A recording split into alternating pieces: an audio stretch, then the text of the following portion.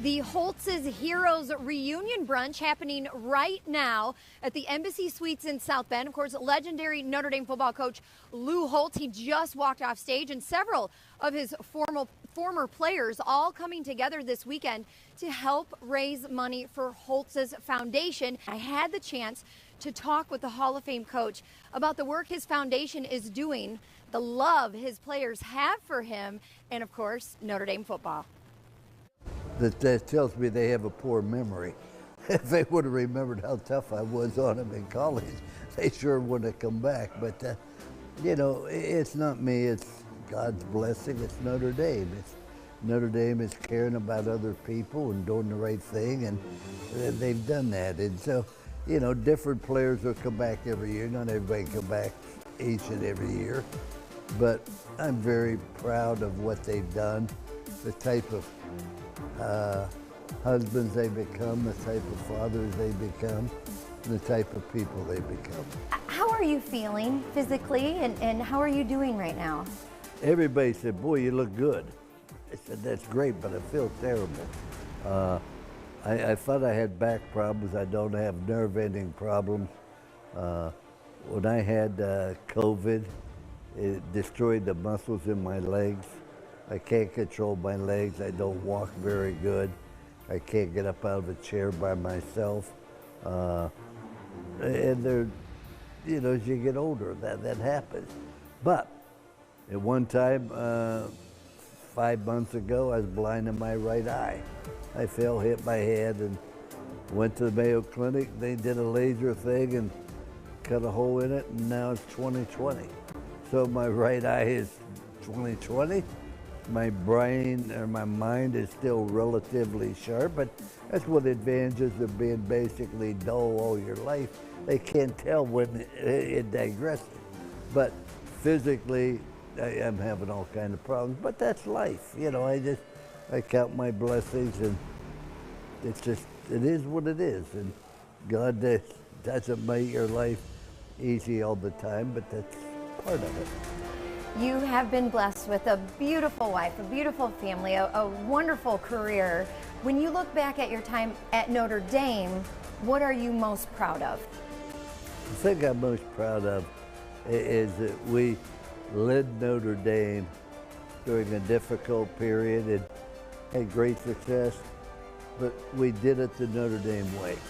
That we played for Notre Dame. We played for the Lady on the Dome, and I look back at the players 20 years after they're done playing, their love and respect for Notre Dame and our Lady on the Dome. That makes you proud that we kept the priorities of Notre Dame in the proper vein when everybody wants you to win. Yeah, we want to win.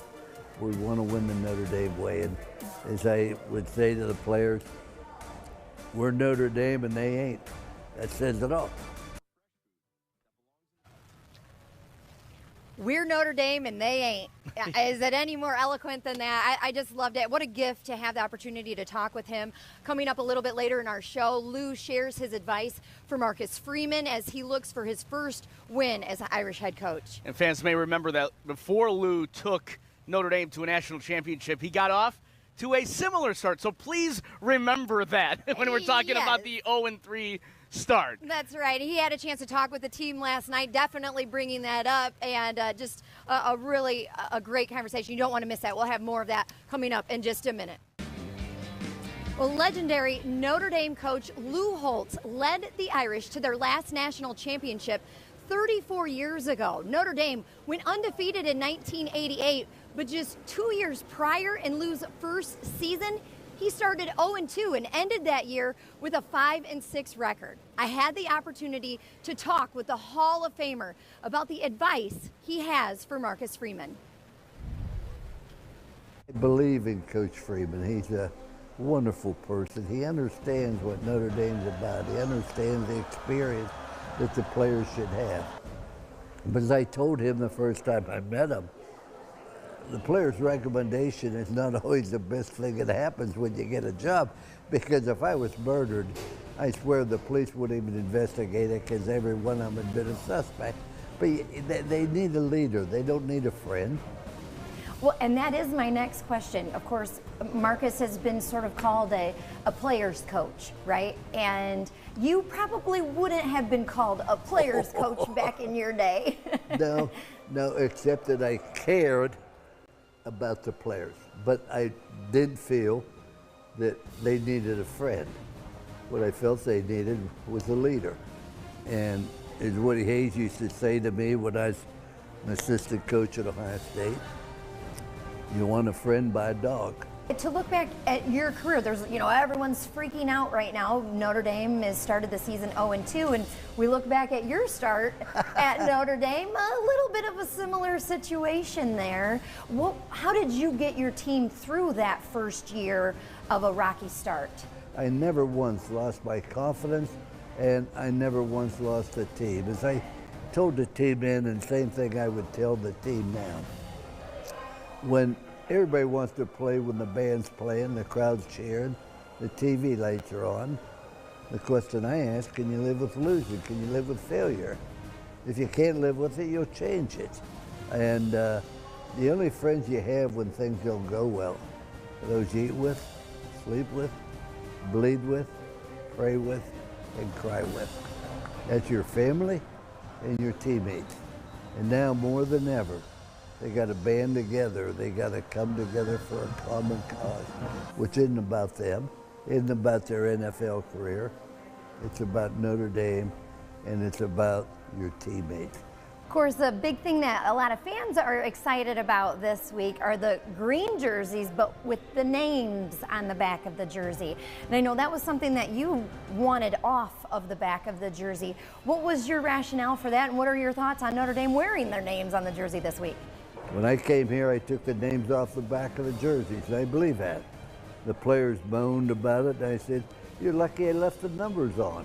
If it was up to me, I'd take the numbers off as well. It says ND, and that's everything. We play for Our Lady on the Dome. We play for this university. We play for one another. We don't play for ourselves. And I still feel that way, but if that's Coach Freeman's decision, once again, it'll be popular with the players. Vahid, I sat with him for 40 minutes. He is 85 years old. I don't know how many more of those opportunities I'm going to get. I took in every moment of it, loved it. We're going to hear from him throughout our season on ABC 57 Kickoff. Well, it's just interesting to hear his perspective on Marcus and what he has to do. And listen, it comes down to the just win, baby, and that's about it.